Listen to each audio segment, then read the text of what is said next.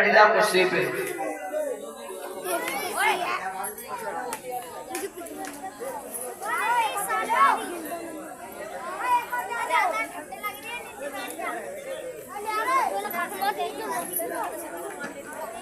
बोली गोविंद भाई अपने बचपन के मित्र कृष्ण से मिलने चला।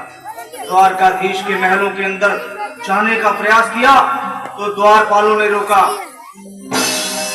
अरे ब्राह्मण, किधर को जा रहे हो? जानते भी हो यह मार्ग किधर जा रहा है? यह मार्ग द्वारकाधीश श्री कृष्ण के महलों को जाता है। हे विप्र, तुम यहाँ कहाँ भटक रहे हो? ए भाई जानता हूँ ये मार्ग श्री कृष्ण के महलों को जाता है। मैं उनसे ही मिलने आया हूँ भाई। यह भी खूब रही, द्वारकाधीश से मिलने का यह कौन सा समय है? महाराज अभी दरबार में नहीं है। अरे पंडित जी, श्री कृष्ण अपने महल के शयन कक्ष में आराम कर रहे हैं।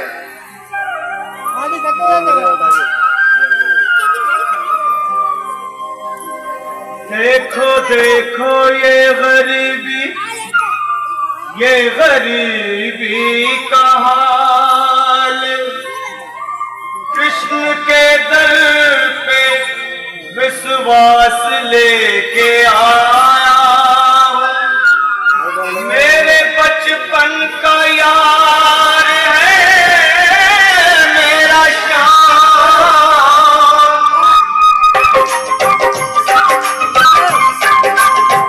अरे द्वारपालो कन्हैया से कह दो, अरे द्वारपालो उस कन्हैया से कह दो के दर पे सुदामा गरीब आ गया है।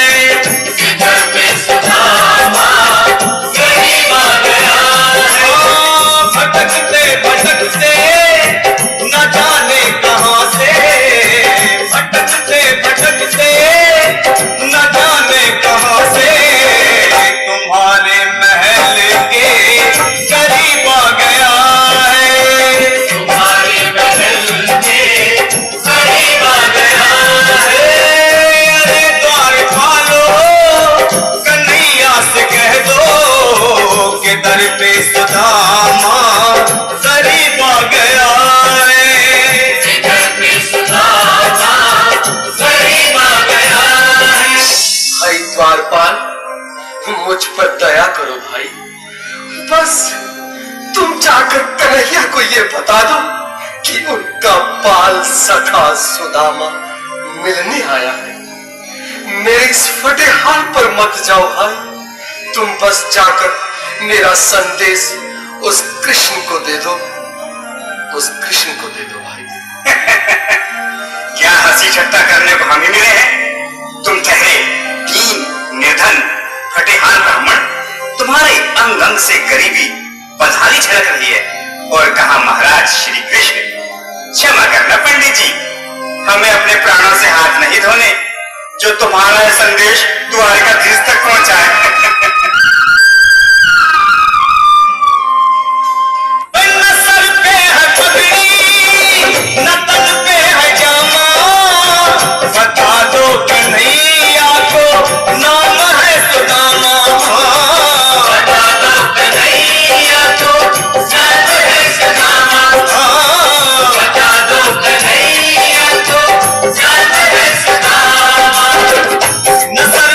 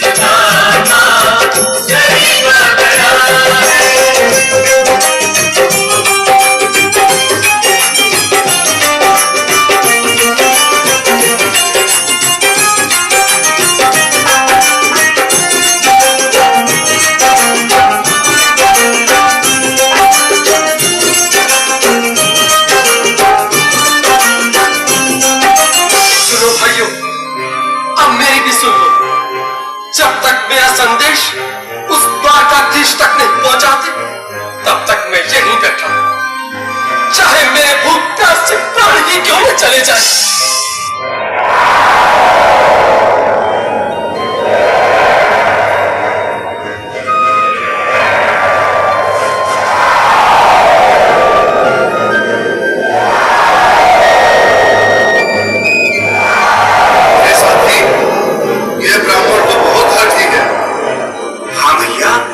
सुबह से शाम होने को है, पर ये यहाँ से जाने का नाम ही नहीं ले रहा।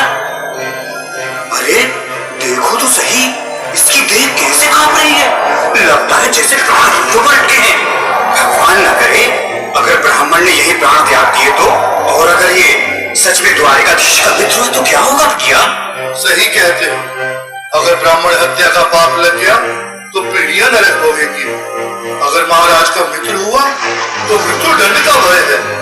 अपनी आने वाली पीढ़ियों को नरक में डालने से तो ये संदेश पहुंचाना ही ज्यादा अच्छा है। क्यों ना महाराज का संदेश पहुंचा दें?